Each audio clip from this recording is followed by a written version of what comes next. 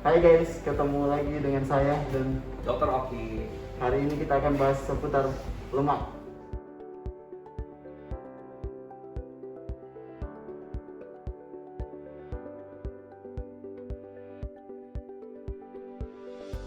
Pak, ada pertanyaan nih. Ya, Apakah makan makanan berlemak bisa membuat gemuk? pada prinsipnya lemak itu suatu nutrisi yang dibutuhkan tubuh. Jadi tidak semua lemak bisa membuat kita gemuk dan mapel. Jadi tergantung jenis lemaknya ya, teman-teman. Jadi ada lemak yang bisa bikin gemuk, ada yang nggak bisa bikin gemuk loh. Yang nggak bikin gemuk itu kalau Anda pernah dengar lemak yang tak jenuh, gitu namanya. Kalau lemak jenuh itu bisa bikin gemuk. Nanti itu apaan? Nah, kita bahas deh lebih detail lagi ya. Pertanyaan selanjutnya Pak, apakah iya semua lemak berbahaya bagi kesehatan? Tidak, jadi lemak itu malah kita butuhkan buat kesehatan. Nah, prinsipnya kan lemak itu kan suatu bentuk nutrisi untuk cadangan energi, menggantikan peran gula atau glukosa sebagai cadangan makanan. Jadi kita butuh lemak. Ada bahayanya kalau kita mengkonsumsi dengan jumlah yang pasti lebih daripada takar. Dan apalagi kita jumlah konsumsinya jenisnya yang tadi kita pernah singgung, jenis lemak yang jenuh. Nah, ini jelas membahayakan badan kita kalau kita konsumsi berlebihan. Contohnya, kalau sudah makan yang termasuk lemak jenuh itu adalah teman-teman tahu ya, coklat batangan. Nah, itu lemak jenuh banyak tuh. Kalau buat sesekali silahkan deh buat cemilan, kalau sering-sering jangan ya, bisa berbahaya. Nanti kita bisa bahas. Jadi lemak-lemak yang membahayakan tubuh seperti lemak LDL, triglycerid, nanti disinggung lagi deh.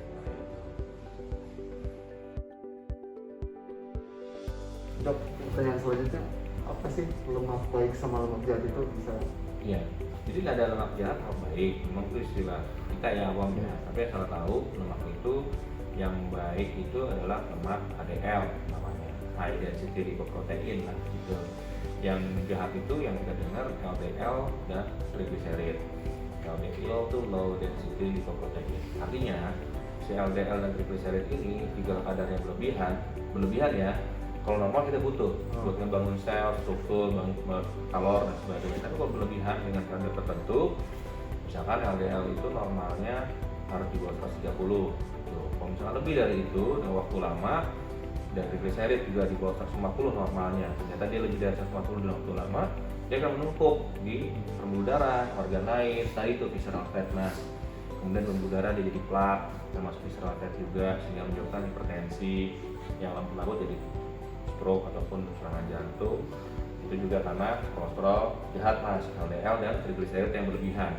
Sedangkan HDL kita mengharapkan dia kolesterol yang tinggi gitu, karena dia mampu mengajak LDL untuk kembali ke markasnya itu di hati. Jadi HDL itu bagus kalau kita, dan itu banyak di beberapa minyak ikan ya, di makanan-makanan seafood, makanan ikan laut itu banyak mengandung komponen HDL yang tinggi. Jadi kita butuh HDL untuk tinggi, tapi kita juga tetap membutuhkan LDL dan triglycerid tapi jumlah yang ringan. Jadi itu masalah. Jadi intinya lemak baik ini bisa membantu untuk mengajak LDL untuk kembali ke membawa lemak-lemak yang jahat untuk masukin ke dalam hati. LDL itu membuat lemak-lemak yang dari hati dikeluarkan ke pembuluh darah. Memang tugasnya begitu. Cuman kalau banyak di pembuluh darah kan banyak jalan-jalan tuh lemak di pembuluh darah sehingga bisa mengendap. Itu takutnya jadi bekuan pelak di pembuluh darah. Sedangkan HDL dia menarik kalau lemak-lemak untuk masuk ke dalam masuk ke dalam hati atau ke organ visceral lain gitu. Jadi lemak baik bagus banget itu. Bagus ya. Jadi itu juga dibantu dengan olahraga santai ya, sama juga dengan istirahat yang cukup. Pertanyaan selanjutnya Pak, Ya. Bagaimana cara mengetahui kebutuhan lemak yang cukup bagi tubuh? Ya, masih mas Fel. Jadi kalau pengen tahu bisa diukur secara terukur atau mungkin dari kita sendiri. Kalau terukur tuh kita punya loh di medis itu alat ukur ketebalan lemak. Bisa sederhana dengan memegang suatu alat dan kita bisa terukur jumlah lemaknya berapa persen.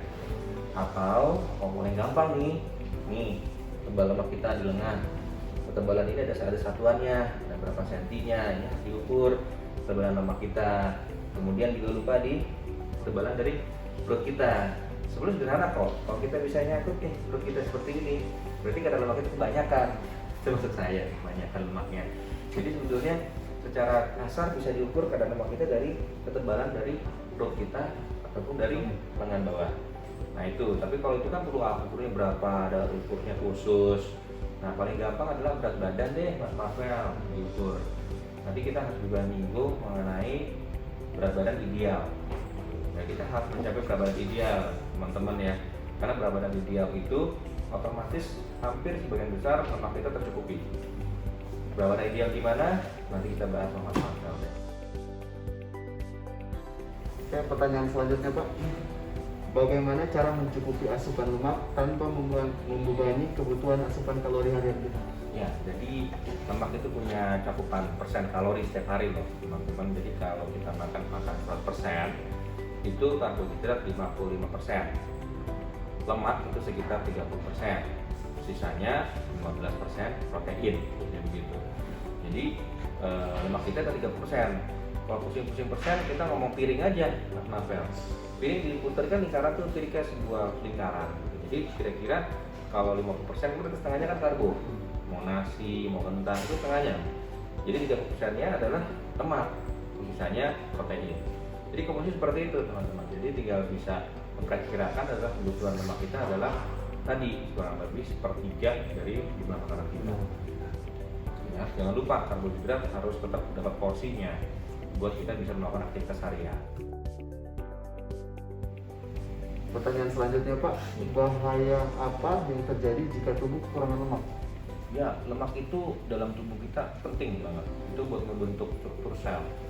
Satu, kedua untuk sebagai cadangan energi. Ketiga, sebagai penghasil kalor panas. Dan lain lagi organ lain adalah dia sebagai pelarut dari beberapa suplemen atau vitamin seperti vitamin A, D, E, dan K. Bisa dibayangin nggak kalau misalkan lemak kita sangat kurang? Satu, cadangan air di badan kita akan rendah. Orang gampang dehidrasi kalau ada lemak. Tuh. Kedua, nggak ada lemak, kecil, kurus dan sebagainya. Rentan sakit karena kita nggak punya pertahanan tubuh untuk badan kita sendiri. Ketiga, kalau kita jelas kita akan gampang kedinginan. Dengan suhu dingin badan kita dengan suhu yang lebih rendah, imun sistem kita akan rendah. Sudah ada penelitiannya. Jadi kita tetap butuh lemak ya, teman-teman. Jangan takut, wah saya nggak boleh ada lemak. Ya, tetap ada lemak. Jadi makanya lemak itu jangan takut dengan lemak. Asal kita tahu gimana mengkonsumsi lemak, jenisnya apa yang kita tahu. Pertanyaan selanjutnya Pak, bagaimana cara menghilangkan lemak berlebihan pada tubuh tertentu seperti perut, lengan, atau paha? Ya, jadi cara ngilanginnya itu banyak proses ya, nggak bisa langsung instan. Pakai obat doang nggak bisa. Jadi memang obat itu hanya membantu aja. Tapi nomor satu adalah pengaturan makan sama olahraga dan istirahat. Ya, jadi kalau untuk makan tadi kita bahas tuh ada yang masalah karbo harus 50%, lemak 30%, protein 20 atau 15%, itu satu. Yang kedua, makan harus ritmik, harus teratur, jangan ngemil ya teman-teman. Tetap makan 3 kali sehari, boleh ngemil 2 kali antara jam 10 dan jam 4 sore. Jangan ngemil di luar jam itu, jelas sangat berlebihan gitu ya. Padahal saya udah jaga makan dok, tapi pas saya gemuk, yang ngemilnya banyak gitu. Kedua, olahraga apa yang bagus adalah olahraga kardio, contohnya Muay Thai ya. Jadi Muay Thai itu olahraga yang sangat baik untuk membakar kalori kita karena dia ada lengkap tuh, ada persiapannya, pemanasannya, gerakannya, ada gerakan punch, ada gerakan kaki dan sebagainya, lengkap. Olahraga lain banyak juga, berenang, sepeda ya. Tapi di zaman pandemi begini paling enak kita melakukan olahraga di rumah. Ya udah, cari samsak, pukul, atau kontak rapel, dokter yang Muay Thai.